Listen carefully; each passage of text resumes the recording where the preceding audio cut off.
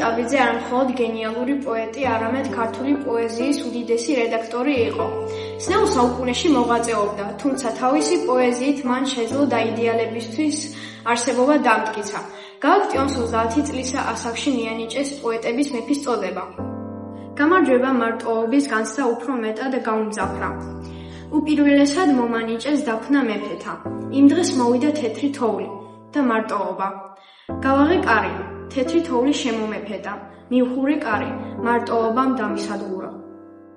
1921 წლის იანვარს პოეტების მეფის ტიტულის მოსაპოვებლად კონკურსი გაიმართა. თითოეულ მონაწილეს სპეციალურად კონკურსისთვის დაწერილი ერთი ლექსი უნდა წარადგინა.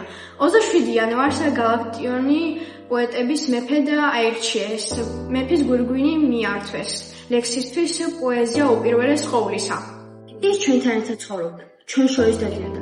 თბილისის ქუჩებს კარგად ახსოვს მისი ნერვიული ნაბიჯები, უცნაურად ატოკებული მიხრომხა. მას ჩვეულებად ჰქონდა ამ ქუჩებში უაზროდ ხეტიალი, ქარში, წვიმაში, ზეში.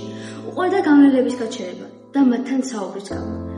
მის შეშუპებულ სახეზე ხშირად ცერავდა დაძაბული ღიმილი, რომლის გარკვევაც რთული იყო დაგცინოდა თუ უბოდ ალესა და ყურადღებას მოითხოვდა. მის თვალები კი თითქოს თქვენს მიღვა ვიღაცას გამალებით ელოდებოდნენ. ახალგაზრდები სიამოვნებით უჩერდებოდნენ ხოლმე, თავაზიანად იღიმებოდნენ ხოლმე მისი ეროვნულ შენიშვნებზე და ათვალიერებდნენ ხოლმე. მაგრამ მათ წარმოდგენაც არ ჰქონდათ, რომ ეს კაცი იყო თოვლისა და თარწმინდის თვალის ავტორი, მეფე პოეტი და მათი უწმინდესის ოცნებების საიდუმლე. გალაქტიონი სიცოცხლეში ვეიცა ლეგენდად. გენიალური ქართული პოეტები თავიდან მოხიბლულან გალაქტიონის უზადო ნიჭი. 1914 წელს აკაკი წერეთლისა და ვაჟა ფშაველის მონაწილეობით ქუთაისის თეატრში დიდი სალიტერატურო საღამო მოეწყო. ლექსები წაიკითხეს ახალგაზრდა პოეტებას, მათ შორის იყო გალაქტიონი. ეს სალიტერატურო საღამოს მონაწილე მას აღსავალ ფოტო გადაიღეს და საგანგებო სუფრაც გაიმართა. ლადო დარჩაშვილმა აკაკის საუბარი ჩამოუგდო ახალგაზრდა მწერლებს და სთხოვა ვაჟი გამოეთქვა მათ შესახებ. აკაკიმ უპასუხა: მე ყველაზე დიდი მედებს მომყარებ გალაქტიონ ტაბიძეზე. მას დიდი განქანების პოეტური მონაცემები აქვს და თუ ის დაეწაფა განვითარებას და განაგრძო ლექსების წერა, უსათოლო დიდი მომავალი ექნება. აკადემიური მიღწევების მხრივ გალაქტიონი საშუალო მოწაფედ ითვლებოდა. ის ძალზე ცოტა დროს ანდომებდა სავალდებულო საგნების სწავლას. გარდა ქართული ენისა, რომლის მიმართ საკმაო მოყაითობას იჩენდა. საერთოდ დაინტერესებული იყო მხატვრული ლიტერატურით, კერძოდ კი პოეზიით. იხსენებს გალაქტიონის ერთ-ერთი კლასელი გიორგი მიხელიძე. გალაქტიონი დიდად არ გამოირჩეოდა ამ ხანაგებისგან. დაახლოებული ამ ხანაგები მით უმეტეს მეგობრები ბევრი არ ყავდა. მეტად გულჩახვეული იყო. არ უყვარდა თავისი გულისადების გამოაშკარავება. დადიოდა ჩაფიქრებული, თითქოს რაღაც დიდად აწუხებდა. წუხილით კი მართლაც აწუხებდა. თავისი ობობა. გალაქტიონ ტაბიძის თვითმკვლელობამდე ცოტა ხნით ადრე გარდაიცვალა პოეტი შალვა დადიანი. დადიანის გარდაცვალება ცხადია იმდროინდელმა პოეტებმაც შეიტყვეს და დაესწრნენ მის გადასვენებას.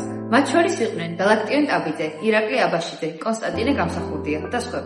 დღემდე ვერ მიპატიებია ჩემი თავისთვის, იხსენებს კონსტანტინე გამსახურდია.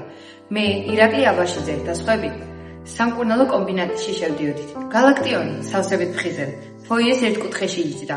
როდესაც დამინახა, გადაკოცნა მომინდომა.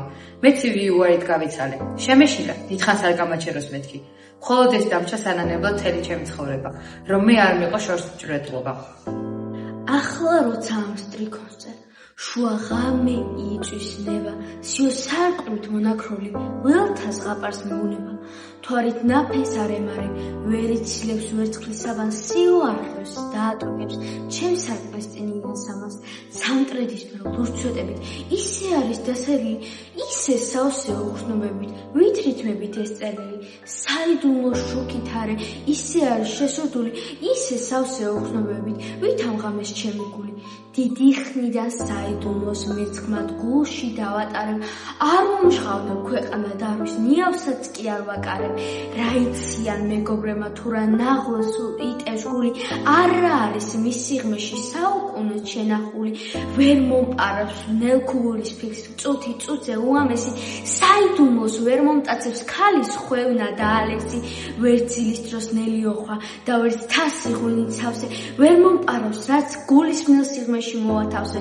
ხოლო ღამემ უძილობის დროს სარკმლში მოკალკამებ, იცის ჩემი საიდუმლო, ყველა იცის თეთრმაღამე, იცის როგორ დავრჩი ობოდო, როგორ ვევნე დავეწამე, ჩვენ ორნი ვართ ქვეყანაზე, მე და ღამე, მე და ღამე.